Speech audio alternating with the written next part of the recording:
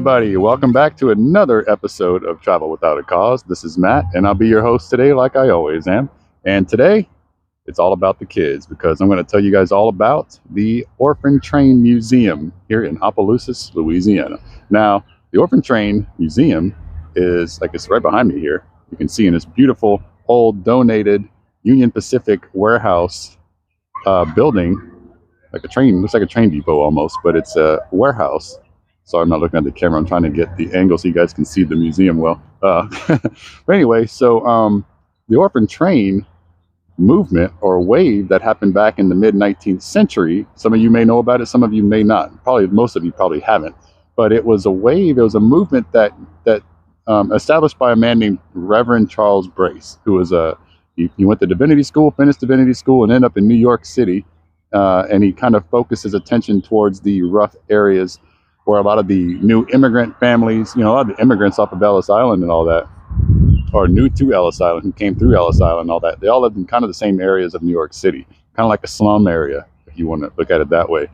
Very poor living conditions, lots of sickness.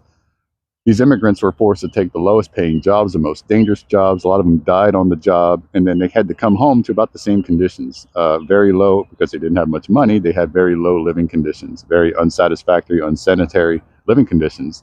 And so these poor kids, a lot of these families couldn't afford to take care of kids. And so Charles Brace, the Reverend, he set up this movement to set up a program where they would put these kids on trains and send them across the United States to different towns and, cities across the country for these kids to have a better life. And sometimes, this is a mid-1800s, so a lot of these kids were just indentured servants, and that was the agreement. They'd house these kids, clothe them, feed them, take care of them, get them treated for whatever sicknesses and all that stuff. And then when they were old enough or whatever, they would just kind of whatever the agreement was. And some of these families genuinely just adopted kids because they wanted to take care of them and love them. And I mean, I'll say there wasn't any love involved in the ones that came to, that were kind of used as servants or whatever, but you know what I mean? Like they were, some were just genuinely adopted because they maybe couldn't have kids, or they just wanted to adopt and help out, so they would bring these kids to, I'm going to show you around, kind of pan around this courtyard outside of the, or in the same courtyard as the museum. But these things behind me are not part of the museum, they're just separate. Trying to make sure you guys get a good view of this behind me. It's always a little bit trickier when I'm trying to film myself and things behind me at the same time. I'm an amateur, what do you expect? And so anyway, they would bring these kids around the country, and they would kind of, they'd send these agents out ahead of time, and they would say, hey, we have this train coming through town with a bunch of kids. If you guys want to adopt one, it's almost like a cattle call or something, almost like animals. If you look at it the way, these days, the way things are now, it's almost like weird to think about, but I'm trying to give you guys some more of the view behind me here. So I'm going to flip the camera over. I'm going to keep drinking my coffee here, my CC's coffee. Shout out to CC's. And tell you a little bit about the place. And here we go. I'll flip the screen around now. So now that my big ugly mug isn't in the camera, in the way anymore, here's the actual museum. Here's a representation of the showing. This is the Orphan Train Museum stuff right here. So this is Sister Mary Irene Fitzgibbons, who was, Charles Brace was the first. He initiated the first wave of the whole orphan train system, and he brought about 79. I think the record says 79 children to North Louisiana in the early to mid 1850s. And there's the second wave of all that was put on basically a system that was copied, the same concept, and that was put on by Sister Mary Irene Fitzgibbons here. And she started the New York Foundling Hospital. And what Charles Brace ended up establishing was the Children's Aid Society, which is still around today.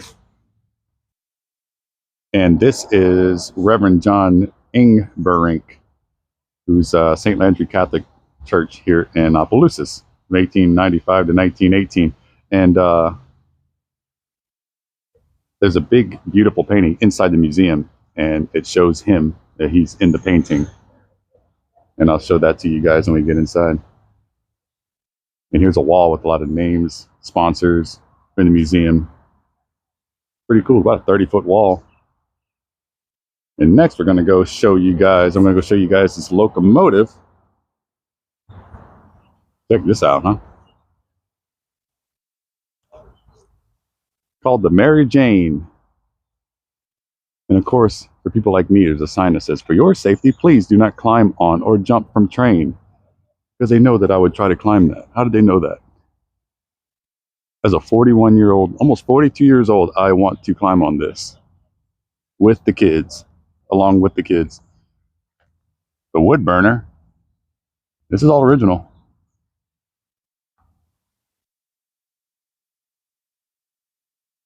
Mary Jane, number one. Number one in all the land.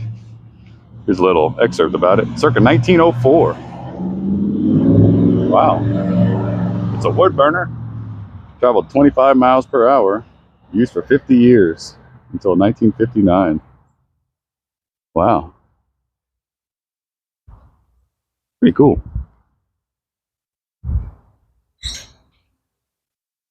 This is all part of the, what's out here to see. I'm not going to spend too much time on these because this is kind of like a bonus to the vlog here. But you can't pass this stuff up if you're here. This is a public school building built in 1911. And like I said, these buildings are actually the original. They're not open today because it's Saturday. These are pretty much by appointment, or not by appointment, but there's actually tour hours. During the weekdays, I'll try to get some non-glare, footage here through the glass doors. This is a, cool looking classroom here. Really cool stuff. Let's see what's in this side. More of the same. I'm sorry you might not be able to see a whole lot because of the glare. But I'm trying to kind of speed through here so I can keep this vlog within a certain amount of time. Look how beautiful this courtyard is. You can just come out here, drink coffee on a beautiful day like today. It's a mild, I'd say low 80s right now. Low humidity. That old bell right there. See that? This old bell is from the collection of my father, Jeffrey Lewis David. And let's see, I'm trying to see. There's no year on the bell. Cool stuff though. Here's St. Joseph Methodist Church for colored people, circa 1948. Now, Opelousas is the second largest community of freed blacks back in the 1800s, the late 1800s. That was kind of how things were back then, around the time where blacks were newly freed. But across the South, it wasn't everywhere. It wasn't like, I guess that, when they did the proclamation that, the slaves were freed and all that, but it wasn't like an overnight, like, oh, everything's great. Like they still had communities where the blacks would gather and where they would, here's another bell right here, to kind of stick together, in these communities so they could start lives and as free people, as a whole, So Opelousas was the second largest community of freed blacks in Louisiana at that time. Here's a Jarrell home, circa 1898. This is a home. It served as a house. Apparently tourist information too. Beautiful home though.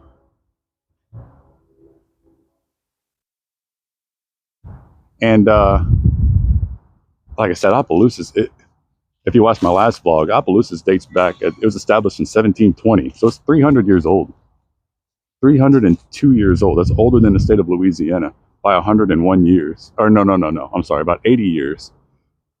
Because Louisiana was established in 1803 as an American state. After it was sold by Napoleon to the brothers Iberville and Bienville.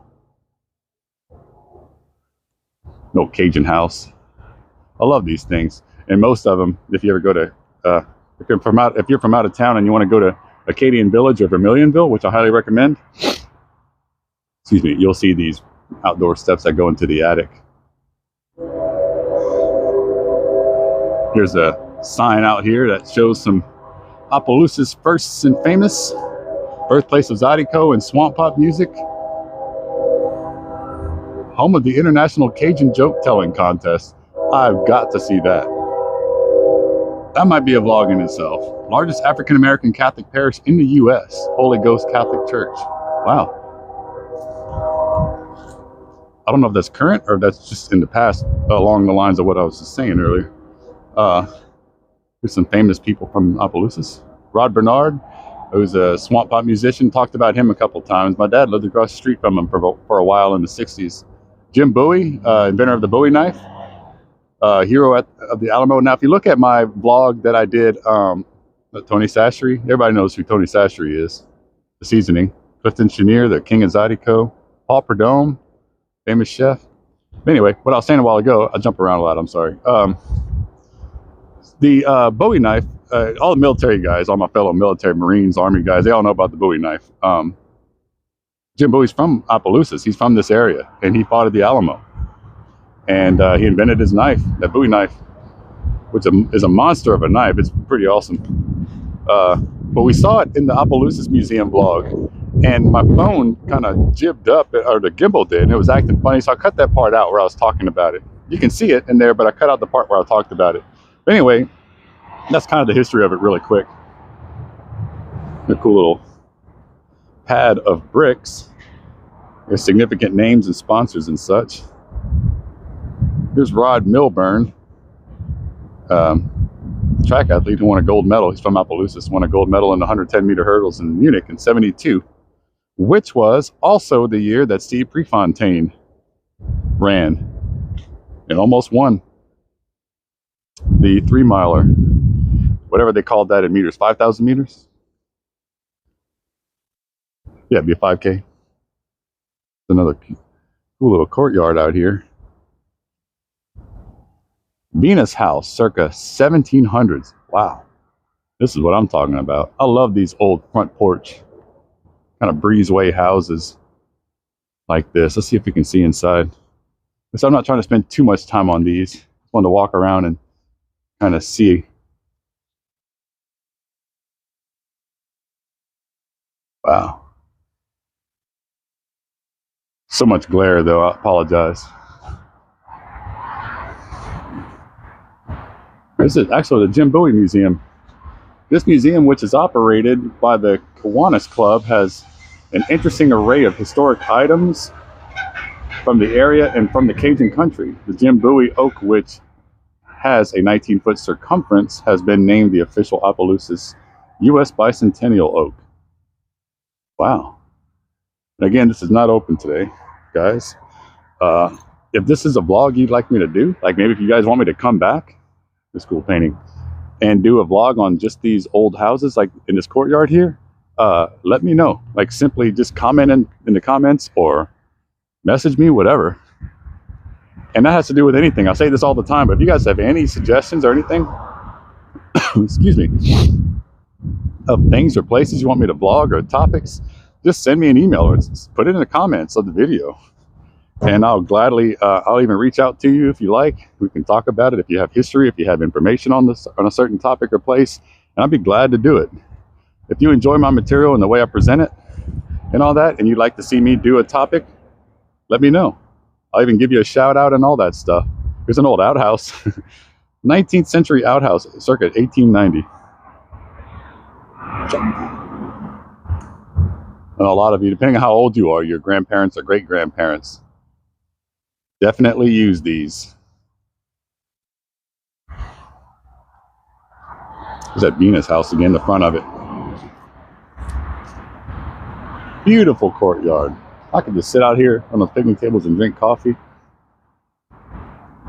Shoot the breeze.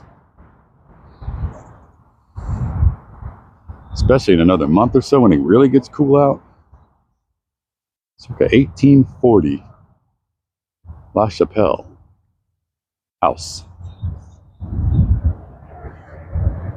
Here's an old, the last thing here is a general store. Walk over here and then we'll go inside and I'll tell you guys, or show you guys around the museum, the Orphan Train Museum.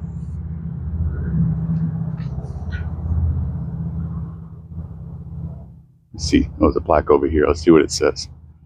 Emar Andropont store, circa 1880.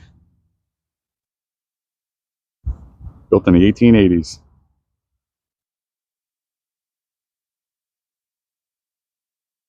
There you have it. Here's the outdoor part. Now let's go look inside and see what we can learn about.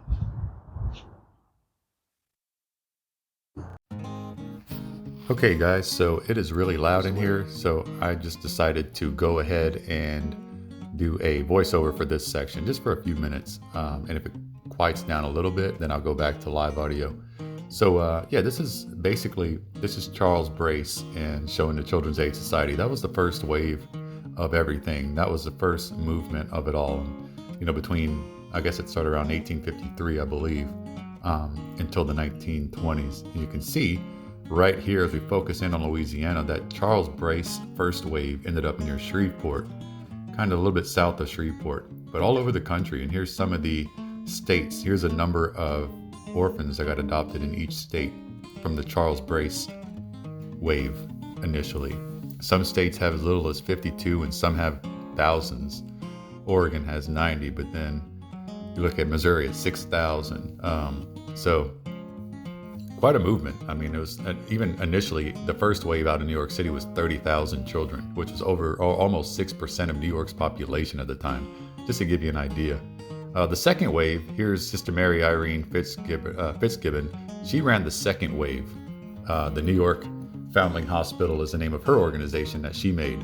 And it was it was a copycat kind of concept. She did the same exact thing. It was just under a different name and different foundation, but did the same thing. And her wave, which was like the second wave, and both of these, the Brace and Fitzgibbons, I call them waves, movements, they both, you know, ran for about 75 years, something like that. But the Sister Fitzgibbons wave, the second one, is what brought all of the large amount of kids to the Opelousas area here in South Louisiana. And that's what the museum, all the stuff you see in the museum here, all the people, all the kids, all that has to do with the Sister Irene Fitzgibbons portion of it, I guess, if you want to call it, or second wave. Here's some of the terminals and the whistle stops, they call it. Here, Union Terminal in New Orleans, I've been there a couple times. Morgan City, Louisiana, that's way down the bottom of the state almost. Let's see here, a lot of these aren't standing anymore, obviously. Opelousas here in town. A lot of these are just not standing, and if they are, they're like, you know, here's Lafayette where I live, and Mansur, Louisiana. Like I said, a lot of them, if they're even standing still, if the structures are still in one piece, they're kind of moved off site and used for something else, or, you know, preserved for something, but very few of them, maybe a couple of those might still be in existence. So here's a museum. You can see there's a gathering today. Kind of an event that has to do with a lot of the descendants.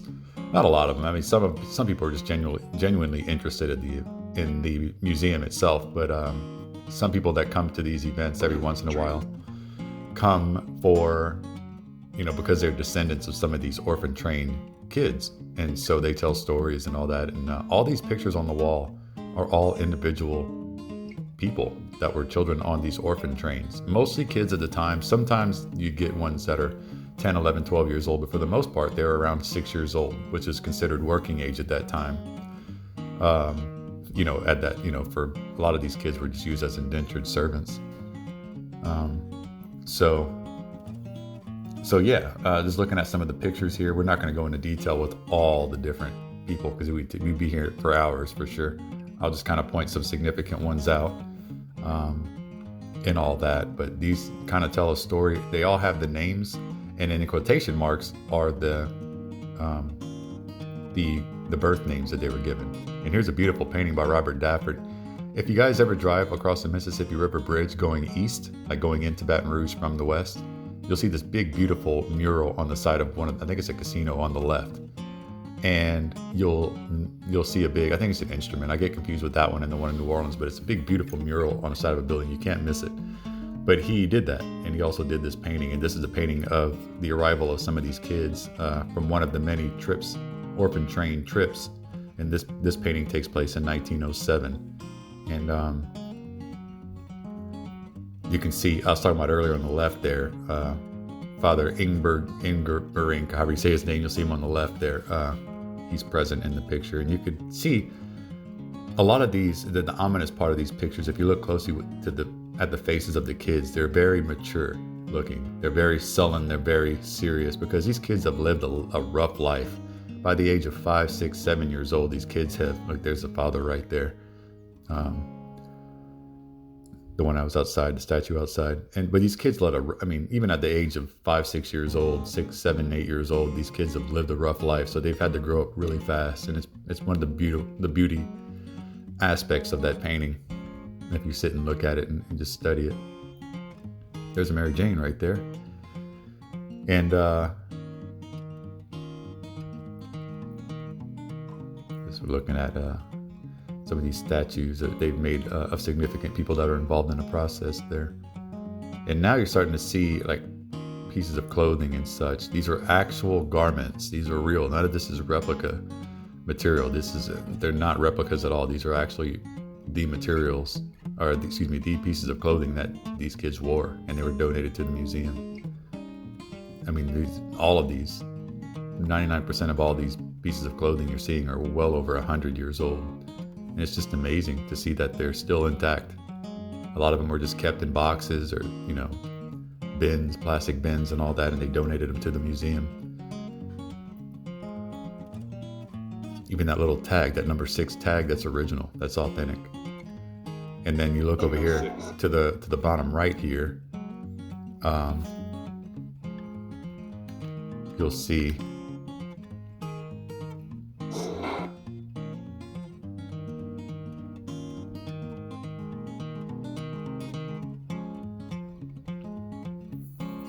that is original. Sorry, I was messing with the audio here. Yeah, that's the little framed piece of fabric right there. It's an authentic, original piece of fabric that had the information of the child on it.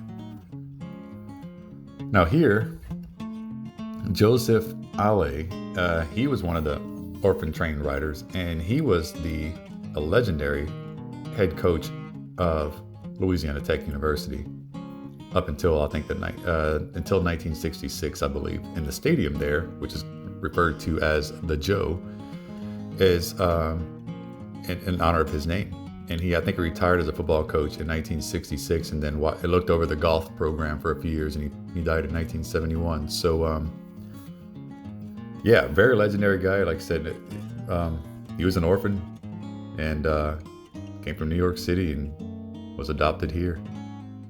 And if you look down at this chair here, this chair is donated from that stadium that's named after him. And speaking of people of significance, he recruited Terry Bradshaw, which we all know Terry Bradshaw. And this stadium chair was there when Terry Bradshaw threw his first touchdown, basically. And there's Terry's autograph on the chair right there. Pretty cool piece of nostalgia right there.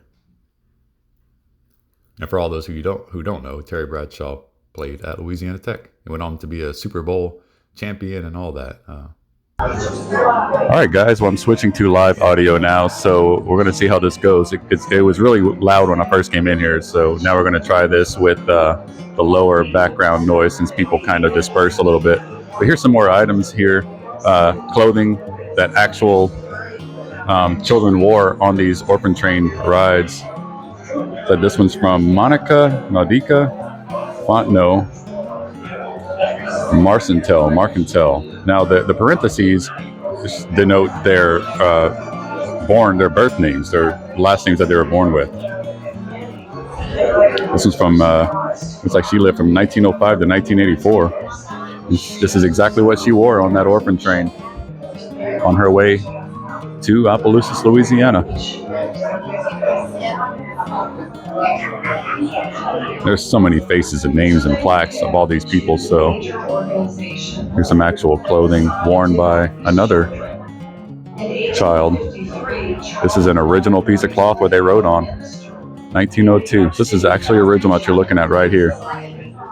This is not replica material. This is the actual original.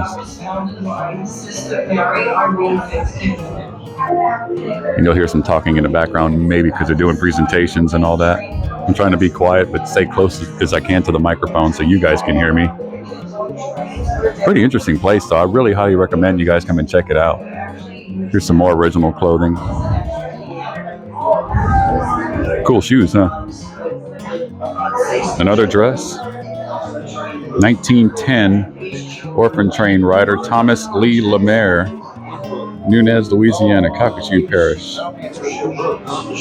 That's definitely been eaten up by the elements over the years. It's 110 or 112 years old, something like that. I had a great aunt who was she was born in 1910, and she died I think 2011. She died just short of her 101st birthday. Aunt Orita. She was the oldest sibling on my grandfather's, like out of my grandfather's siblings, which was 12, I believe, 11 or 12. I love these old clothing items and shoes and such. Just crazy to think that these actual garments were worn by these poor children going through so much back then, leaving their parents, and people could only adopt one child at a time. Like they couldn't adopt two. Oh, here she is. Going back to what I was saying, so siblings were separated a lot, all the time. You can only adopt one. But this is the last known living orphan train rider, and she just passed away, it was like 7 years ago. So she was, 99 years old? I'm doing that math right? You know me and math. Here's an old, it's like a doctor bag or something.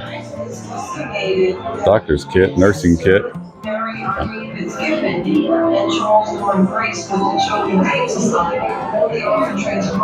like a doll, a mop doll. I guess it looks like made it out of mop materials, mop heads.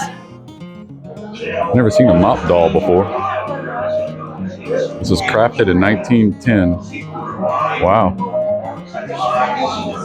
It's crazy that it's that old.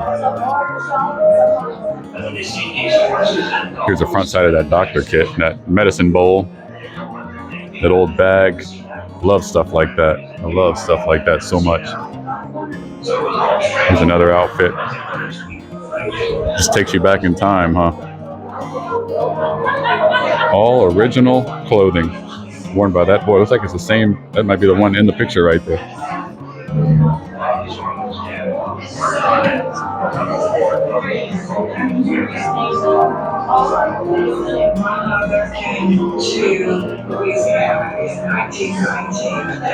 Martin Roy Sr.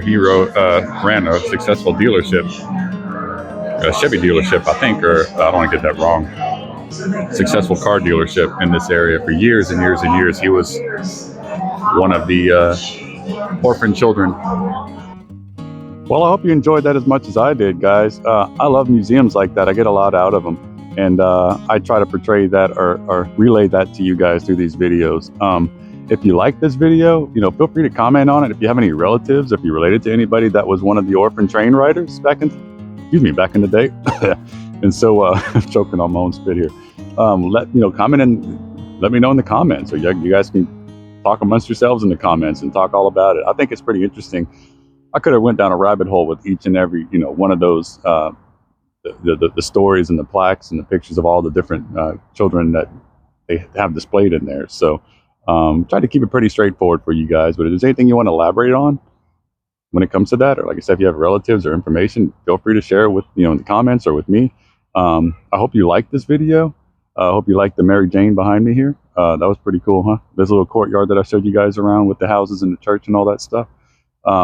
Please smash the like button, subscribe to the channel, and also the notification bell so you can get notifications whenever I post videos twice a week. Usually it's twice a week, typically Mondays and Thursdays. And yeah, just feel free to let me know what you think about the videos. If there's something you think I need to improve, or you'd like to see me do more of, or a certain aspect of whatever, anything you want, or whatever your thoughts are, feel free to share them with me. I like to communicate with people who are watching it. And so with that, signing off from Opelousas, Louisiana at the Orphan Train Museum in front of the Mary Jane here behind me. Have a great weekend, and today's Saturday, so I hope you guys are having a great weekend. It's beautiful weather out here. And I'll talk to you soon. I'll see you on the next one, and see you later. Bye, guys.